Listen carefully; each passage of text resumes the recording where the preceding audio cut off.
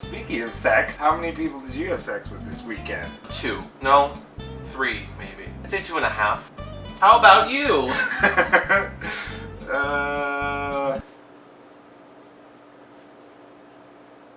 I don't remember. Hello! Welcome to What's Safeword? I'm Am. And I'm Paul. And we just got back from IML. We're so tired. And our voices are very shot. It's beautiful. I try to go above a normal voice that does this. But otherwise, I just talk really low and I'm super sexual. No. Oh, please. Stop, Mr. Nighttime Announcer. In a world at a convention where lots of sex was had, and we were there. But for those of you that don't know, IML stands for International Mr. Leather. Like the most beefy, muscular, manly, sometimes stilettoed out pageant in the US. Back in the early of the 70s, a leather bar named the Gold Coast was owned by two lovely gays by the name of Chuck Renslow and Don Orjuelos. Started a contest called Mr. Gold Coast. And then due to its popularity, in 1979 they expanded the genre and renamed it to International Mr. Leather. The first competition had only 12 contestants from 6 different states, compared to This competition had 59 contestants from 7 different countries and 25 different states. and I'm sure you had all 7 countries this weekend too. I did. Along with that contest comes into play multiple hotels, a large storeroom floor where we were actually very active in helping with Mr. S. Leather, and plenty of people to go around, men, women, and everyone in between. LGBT, A, B, C, D, E, F, G. And while this competition brings together all of our major title holders from across the entire world, it also brings together all the people and friends that we have over vast states And distances. between us and a million miles. Hello. We've gone to so many cons together, and that when we come back from these conventions, we come back with a little PostCon Depression too. For those that aren't familiar with PostCon Depression, it's a medical condition caused by a long, fun weekend at, say, a convention, surrounded by friends, family, of all sorts. Symptoms can include laziness, procrastination, withdrawal, whining, lack of interest, dizziness, soreness. And so while we were at IML, we wanted to just take a second afterwards and talk about the physical and mental exhaustions that you go through at conventions like this, or IML, or MAL, and kind of coach you through how to get over that so that you aren't feeling sad and lonely and needing a shoulder to cry on. Hello. Physical exhaustions could include walking around the convention, going to the vendor mart, dancing all night long. This also includes this motion, which is sex, because you have a lot of it at this convention. Just saying. You dancing. Nope. Well, I mean, you kind of dance like that too. Along with that comes your diet. Your diets at these conventions are usually very poor because there's lots of cheap food, and cheap food is not always better for your body, especially if you're drinking alcohol. It contributes to hangovers. Lack of sleep. Exposure to foreign illnesses, especially at conventions kind of revolving around sex and leather, you want to make sure that you're being healthy. Always use a condom if that's how you're going to go. Take your herbs and do your checkups.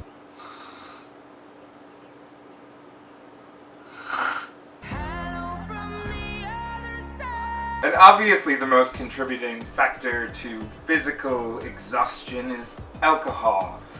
And alcohol is actually a central nervous system depressant. Along with that physical comes the mental. Mental exhaustion is something you're not really going to feel so much in your body as much as just everything around you it's all there, feelings. First for mental exhaustion is unhappiness with real life. When you come back to the real world, it's kind of boring and it kind of sucks. And it's usually less sex-filled. Ah. Separation from new friends, family, and just the new people that you've made connections with over the weekend. I miss you people I gave blowjobs to. The readjustment to social status. When you're at a convention, you probably have a different standard. You're on a different social ladder. You might be this big, burly daddy at a convention, but then you're, an underling at a day job when you get home. Poor daddy. Who are you referring to? I don't know. Okay. Not Christopher. I'm sorry. News, events, other pop culture, Game of Thrones related, articles. you might have missed over the weekend. Turns out the world does not stop when you're at a convention. What? No way. I know. Hold the door. Oh. Money shock. Your wallet will open and there will be nothing there and you'll be really upset. With all that physical and mental exhaustion in mind, we also want to talk about an even more important thing that happens at mostly kink and BDSM conventions, a dom and sub drop. Because so much play happens at these conventions, there's a lot of endorphins and other hormones that are being released in your body during all of this playtime and sex having. After all that happens, after 3-4 days worth of all that, you're going to come home feeling left very empty chemically, mentally, and physically. You can also kind of experience almost like having a hangover even if you haven't had any alcohol. And that depression can sometimes last for hours or it can even last for days. It really just depends on how much play and how many connections you're making. For example, after having an entire weekend with, say, Christopher, like I feel, I have to go to bed alone, I don't have him around, and so I'm a little sad because of that. But that's where we're going to talk about and kind of give you some ideas on how to kind of battle that dom sub drop or that PostCon depression. Yeah.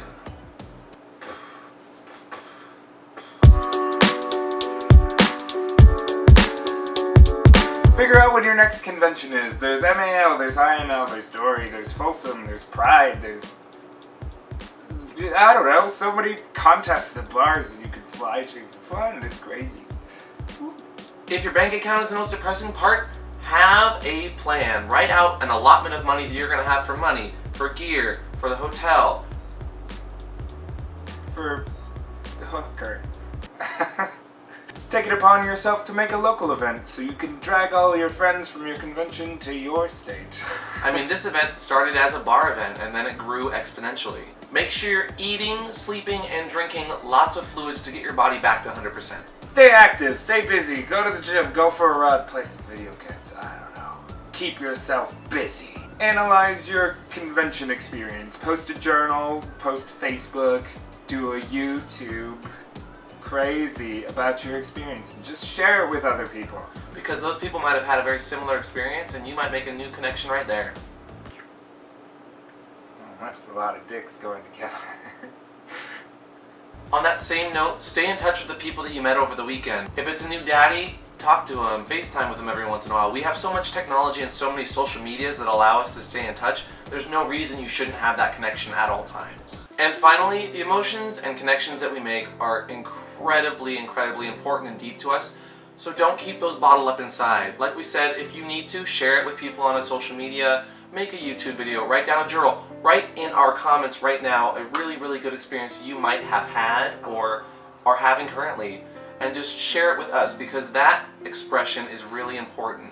It lets you know that your feelings are valid, it lets you know that you are important to someone or some group, and it lets us know that you are having meaningful, important, and just fun sex.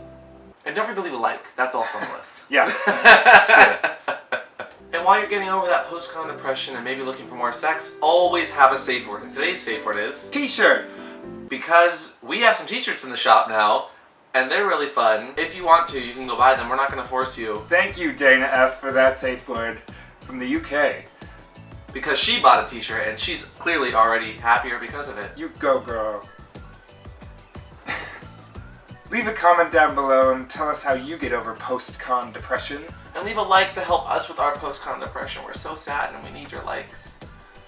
And don't forget to subscribe because we love your beautiful faces. And we will see you next time on What's a Safe Word. Bye! And don't forget to look for our vlog episode next week from the actual convention floor because that'll be fun. It looks so cool. So what was the biggest dick you had over the weekend? Oh my god. I am not joking. I was my forearm. No. Yeah. No way. Was it like silicone injected or? No. Big black dick. Was it European? Oh. Just saying. BBC. Doctor Who.